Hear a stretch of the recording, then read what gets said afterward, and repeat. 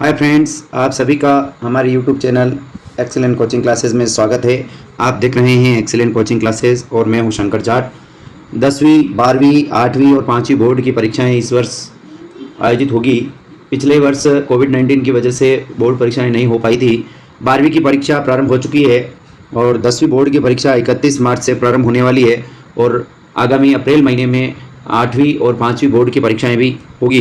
तो बोर्ड परीक्षा देने वाले विद्यार्थियों के लिए ये वीडियो मैं बनाने जा रहा हूँ कि इसमें बोर्ड परीक्षा देने वाले विद्यार्थियों को क्या महत्वपूर्ण बातें हैं जिनका उनको अच्छे अंक प्राप्त करने के लिए ध्यान रखना है। तो बोर्ड के जो भी विद्यार्थी हैं इस वीडियो को ध्यान से देखें और सभी शिक्षक साथियों से भी निवेदन है कि इस वीडियो को अपने स्टूडेंट्स के साथ शेयर करें ताकि वो बोर्ड की परीक्षा में अच्छे अंक प्राप्त कर सकें। तो हाँ मित्रों, शुरू करते हैं। आप देख रहे हैं एक्सेलेंट कोचिंग क्लासेस और मैं हूँ शंकर जाट। अभी तक अगर आपने हमारा चैनल सब्सक्राइब नहीं किया है तो हमारे चैनल को आप सब्सक्राइब जरूर करें और बेल आइकन को जरूर दबाएं ताकि आने वाले वीडियो का नोटिफिकेशन आपको सबसे पहले मिले। तो बोर्ड परीक्षा में ध्यान रखने योग्य जो 10 मुख्य बातें हैं वो मैं इस वीडियो में आपको बताने जा रहा हूँ। सबसे पहली बात है कि परीक्षा से आधा घंटे पूर्व परीक्षा केंद्र पर पहुंचना। तो आपको जो भी परीक्षा केंद्र आवंटित हुआ है, आपको परीक्षा शुरू होने का जो समय है उससे आधे घंटे पहले अपने परीक्षा केंद्र पर पहुंचना है। पेन, पेंसिल एवं प्रवेश पत्र साथ ले जाना। परीक्षा देने के लिए आपको पेन, पेंसिल और आपको जो प्रवेश पत्र जारी किया गया है वो प्रवेश पत्र, आपको मूल प्रवेश पत्र अपने साथ ले जाना है। जेब में कोई कागज नहीं रह जाए, इस बात का विशेष ध्यान रखना है क्योंकि आप पढ़ाई करते हुए जाएंगे, हो सकता है पढ़ते पढ़ते कोई पर्ची, कागज आप अपनी जेब में रख लें। तो परीक्षा केंद्र पर जाने से पहले अपनी जेब चेक कर लें कि कोई कागज आपकी जेब में तो नहीं रह गया है। हाथ पर कुछ लिखा हुआ नहीं हो। कुछ स्टूडेंट पढ़ते पढ़ते हाथ पर कुछ लिख देते हैं और बाद में वो भूल जाते हैं और हाथ पे लिखा हुआ रह जाता है और वो परीक्षा कक्ष में चले जाते हैं। तो ऐसे विद्यार्थियों के विरुद्ध उनको परेशानी का सामना करना पड़ सकता है। तो आप परीक्षा केंद्र में या परीक्षा कक्ष में प्रवेश करने से पूर्व अपने हाथों को देख लें कि आपके हाथ के ऊपर कुछ लिखा हुआ नहीं हो, जेब में कोई कागज, चिट्ठी पत्री नहीं हो। पेन, पेंसिल और प्रवेश पत्र के साथ आपको आधे घंटे पूर्व परीक्षा केंद्र पर पहुंचना है। तो यह था अपना पहली मुख्य सावधानी। दूसरी सावधानी देख लेते हैं। बोर्ड परीक्षा के दौरान आपको देते समय दूसरी जो महत्वपूर्ण सावधानी रखनी है वो ये है कि उत्तर पुस्तिका के ऊपरी पृष्ठ पर सभी प्रतियां, यानी आपकी जो उत्तर पुस्तिका दी गई होगी उस उत्तरी पुस्तिका के ऊपर वाला जो पृष्ठ है जहां आपको विभिन्न पूर्तियां करनी होगी, जिसमें रोल नंबर, विषय, दिन व दिनांक आदि सावधानी से भरना। तो आपके ऊपरी पृष्ठ पर जो भी पूर्तियां आपको पूछी गई है, रोल नंबर हो, चाहे विषय हो, दिन हो, दिनांक हो, उन सबको सावधानी से भरना है और खास तौर से रोल नंबर को शब्दों में भी सही लिखना है क्योंकि रोल नंबर सही नहीं लिखने पर आपके 5 अंक काटने का प्रावधान भी है। तो आप सबको विशेष सावधानी रखते हुए रोल नंबर, विषय, दिन और दिनांक के साथ और जो भी जानकारी पूछी गई है ऊपरी पृष्ठ पर उत्तर पुस्तिका के, उसको सावधानी से भरना है। तो ये दूसरी सावधानी अपने को रखनी है। आगे देख लेते हैं अपन तीसरी सावधानी। बोर्ड विद्यार्थियों के लिए तीसरी और महत्वपूर्ण सावधानी या महत्वपूर्ण बात यह है कि आत्मविश्वास के साथ परीक्षा देना। बहुत सारे विद्यार्थी क्या डर जाते हैं, बोर्ड की परीक्षा के नाम से ही डर जाते हैं। तो आपको परीक्षा से डरना नहीं है क्योंकि परीक्षा वैसे ही होती है जैसे परीक्षा होती है, लेकिन आपके दूसरी जगह होती है, शिक्षक दूसरे होते हैं, बाकी वैसा का वैसा पेपर होता है, जैसा आप पढ़े उसके आधार पर आपको उत्तर लिखना होता है। तो बोर्ड परीक्षा का एक प्रकार का भय जो अपने मन में होता है वो भय अपने को नहीं रखना है। आपको पूर्ण आत्मविश्वास के साथ, कॉन्फिडेंस के साथ परीक्षा देनी है। प्रत्येक प्रश्न को ध्यानपूर्वक पढ़ने के बाद ही उत्तर लिखना है।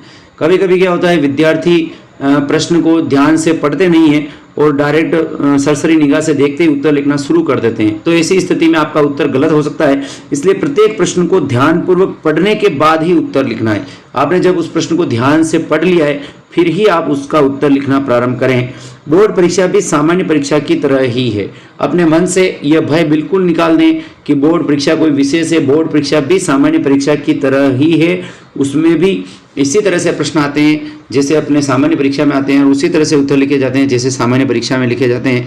तो आप पूर्ण आत्मविश्वास के साथ परीक्षा दें ताकि आप बोर्ड परीक्षा में अच्छे अंक प्राप्त कर सके। तीसरी सावधानी या तीसरी महत्वपूर्ण बात क्या है देख लेते हैं। बोर्ड परीक्षा में चौथी और महत्वपूर्ण बात यह है कि उत्तर पुस्तिका में प्रश्न संख्या सही लिखना। यानी आप जब प्रश्नों का उत्तर दे रहे हैं तो आपकी उत्तर पुस्तिका में आप जो प्रश्न हल कर रहे हैं उस प्रश्न का क्रमांक सही लिखना, प्रश्न की संख्या सही लिखना एवं एक प्रश्न के सभी खंड को एक जगह हल करना।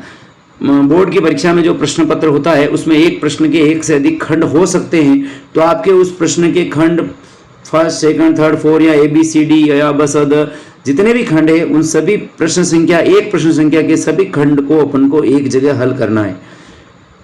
इसी में दूसरी बात आपको ध्यान रखनी है कि जो प्रश्न सबसे अच्छा याद है उसको सबसे पहले हल करना। अपने को बोर्ड की परीक्षा में प्रश्न जो है क्रमबद्ध हल करना आवश्यक नहीं है। जो प्रश्न आपको सबसे अच्छा याद है या जिस प्रश्न को सबसे अच्छा आप कर सकते हैं उस प्रश्न को आप सबसे पहले हल करें। तो चौथी जो महत्वपूर्ण बात है बोर्ड परीक्षा के लिए वो ये है कि उत्तर पुस्तिका में प्रश्न संख्या को सही लिखना है और एक प्रश्न के जितने भी खंड हैं उन सबको एक जगह हल करना है, और जो प्रश्न हमको सबसे अच्छा, जिस प्रश्न का उत्तर याद है उसको सबसे पहले हल करना है। तो ये थी अपनी चौथी महत्वपूर्ण बात।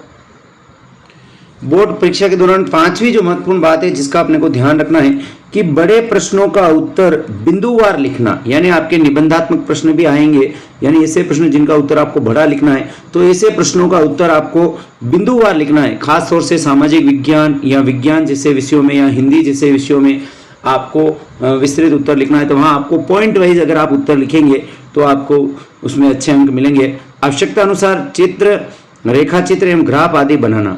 अगर उस प्रश्न में कोई चित्र बनने की गुंजाइश है या कोई रेखा चित्र आप बना सकते हैं, या जैसे गणित विषय में आप ग्राफ बनाना है तो उसको आपको आवश्यकता अनुसार चित्र, रेखा चित्र और ग्राफ जरूर बनाना है ताकि आपको अच्छे अंक मिले। और सबसे महत्वपूर्ण बात, जो भी आपका निबंधात्मक प्रश्न है उसके मुख्य बिंदुओं को आप रेखांकित करना या अंडरलाइन करना। तो उस निबंधात्मक प्रश्न के जितने भी मुख्य बिंदु है आप उनको रेखांकित कर सकते हैं, अंडरलाइन कर सकते हैं। इसके लिए आप पेंसिल या ब्लैक पेन यूज कर सकते हैं, काले रंग का पेन यूज कर सकते हैं। तो पांचवा महत्वपूर्ण बिंदु बोर्ड के परीक्षा के लिए कि बड़े प्रश्नों का उत्तर बिंदुवार लिखना, आवश्यकता अनुसार चित्र, रेखा चित्र और ग्राफ आदि बनाना और मुख्य बिंदुओं को रेखांकित करना। यानी जो पॉइंट है, बिंदु है उस प्रश्न के, उनको आप अंडरलाइन कर सकते हैं, रेखांकित कर सकते हैं। तो ये थी अपना पांचवा बिंदु। छठा बिंदु है हस्तलेखन, हैंड राइटिंग। बोर्ड परीक्षा में हैंड राइटिंग का भी बड़ा महत्व होता है और हैंड राइटिंग अपने को जहां तक हो सके अच्छी लिखनी है। तो हस्तलेखन है हैंड राइटिंग अच्छी लिखनी, तो आपको जितनी अच्छी हैंड राइटिंग आप लिख सकते हैं उतनी अच्छी आप हैंड राइटिंग लिखें, हस्तलेखन लिखें। प्रत्येक प्रश्न के उत्तर के बाद पेंसिल या पेन से लाइन खींचना। जब आपने एक प्रश्न और उसका उत्तर पूरा कर लिया है तो उसका जब उत्तर जहां पूरा हो रहा है वहां आपको पेंसिल या ब्लैक पेन से आप एक लाइन खींचते हैं। काट छांट और ऊपरी लेखन से बचना है। अपने को कोई भी प्रश्न या उसका उत्तर गलत हो जाता है तो उसको आपको ज़्यादा काट छांट नहीं करनी है, एक लाइन घुमा दें। और ऊपरी लेखन यानी ओवर राइटिंग तो आपको बिल्कुल नहीं करनी है, यानी गलत हो गया तो उसको एक लाइन खींच के आप आगे लिख दें, ओवर राइटिंग आप नहीं करें। और खास तौर से आपके लिए ध्यान रखने योग्य बात है कि लाल और हरे पेन का प्रयोग नहीं करना है। आपको जो है क्योंकि कॉपी जांचते समय लाल पेन का यूज़ किया जाएगा और हरा पेन भी जो है ऑफिसर्स के यूज़ के लिए होता है, तो आपको लाल और हरे पेन का प्रयोग नहीं करना है।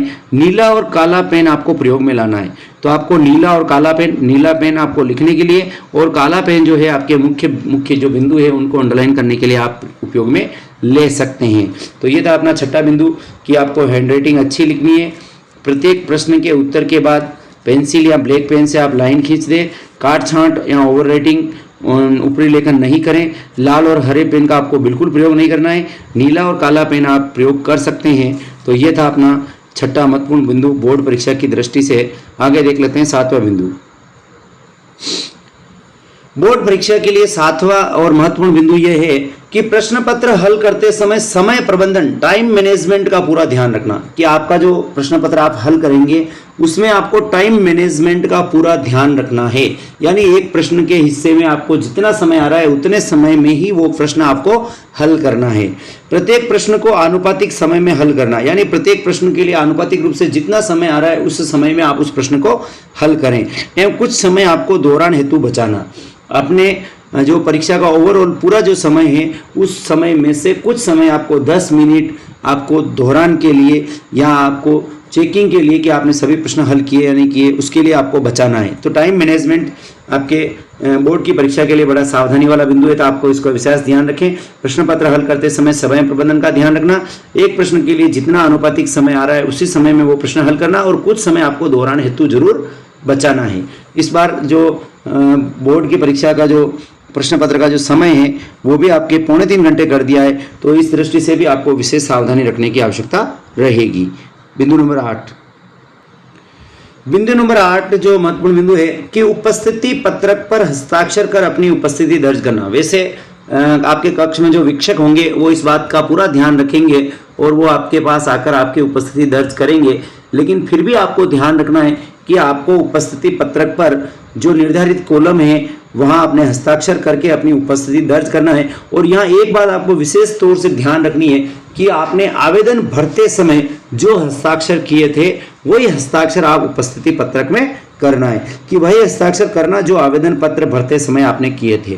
तो उपस्थिति पत्रक में आपको हस्ताक्षर करते समय आपको एक तो निर्धारित खंड जो कॉलम है उसमें आपको हस्ताक्षर करने हैं, और दूसरी बात ये ध्यान रखनी है कि वही हस्ताक्षर करने जो आवेदन पत्र भरते समय आपने किए थे, यानी हस्ताक्षर सेम होना चाहिए। वो हस्ताक्षर वहाँ पहले से होंगे तो आपको सेम वैसे ही हस्ताक्षर वहाँ आपको करने होंगे। तो ये था 8वां बिंदु। बिंदु नंबर 9, बोर्ड परीक्षा के लिए 9वां महत्वपूर्ण बिंदु है कि उत्तर पुस्तिका में अपना नाम, पता या पहचान आदि नहीं लिखना। बहुत सारे विद्यार्थी क्या करते हैं कि बोर्ड की जो उत्तर पुस्तिका है उसमें अपना नाम, पता लिख देते हैं, अपनी पहचान लिख देते हैं या और कोई ऐसी बात लिख देते हैं जो उचित नहीं है। तो आपको बोर्ड की परीक्षा की उत्तर पुस्तिका में अपना नाम, पता या पहचान आदि नहीं लिखना है। परीक्षक से कोई निवेदन आदि भी नहीं लिखना है। बहुत सारे विद्यार्थी परीक्षक से निवेदन लिख देते हैं या उसको कोई लालच देने के लिए भी लिख देते हैं, और उत्तर पुस्तिका में पैसे आदि भी नहीं रखना। कुछ विद्यार्थी जो है परीक्षक को प्रभावित करने के लिए उत्तर पुस्तिका में पैसे आदि भी रख देते हैं। तो आपको इस तरह की सभी बातों से बचना है, यानी उत्तर पुस्तिका में आपको अपना नाम, पता या पहचान आदि नहीं लिखना है, परीक्षक से कोई निवेदन आदि भी नहीं करना है, और उत्तर पुस्तिका में पैसे या आदि ऐसी कोई चीज़ जो परीक्षक को प्रभावित करे ऐसा कार्य भी आपको नहीं करना है। तो ये था 9वां बिंदु। बोर्ड परीक्षा के लिए 10वां और अंतिम महत्वपूर्ण बिंदु जो हमने निकाला है वो ये कि पूरा प्रश्न पत्र हल करने के बाद मिलान करना कि कोई प्रश्न हल करने से छूट तो नहीं गया है। यानी जब आपका पूरा पेपर आपने हल कर लिया है तो अंत में आप दोहरान का जो समय होगा उसमें यह आपको देखना है कि आपका कोई प्रश्न हल करने से छूट तो नहीं गया है। और लिखना जहां बंद किया है वहां आपको समाप्त या द एंड लिखना है, यानी जहां आपका पेपर पूरा आपने हल करना बंद कर दिया है, लिखना बंद कर दिया है, तो वहां आप या तो समाप्त लिख दें या द एंड लिख दें, ताकि एग्जामिनर को पता चले कि इसके आगे इसने नहीं लिखा है। खाली पृष्ठ को तिरछी लाइन से काटना, या जहां से आपने द एंड लिखा है उसके आगे जो भी खाली पृष्ठ है उनको आपको तिरछी लाइन से काटना है। रफ कार्य निर्धारित पृष्ठ पर ही करना। रफ कार्य के लिए आपको कॉपी के पीछे अपनी जो उत्तर पुस्तिका है उसके पीछे जो निर्धारित पृष्ठ होगा वहीं आपको रफ कार्य करना है, और अंत में जब आप परीक्षा पूरी हो जाती है आप लिखना बंद कर देते तो उस रफ कार्य को भी आप तिरछी लाइन से काट दें। तो इन बातों का आपको विशेष ध्यान रखना है। तो ये बोर्ड परीक्षा से संबंधित 10 महत्वपूर्ण बातें आपको बताई है।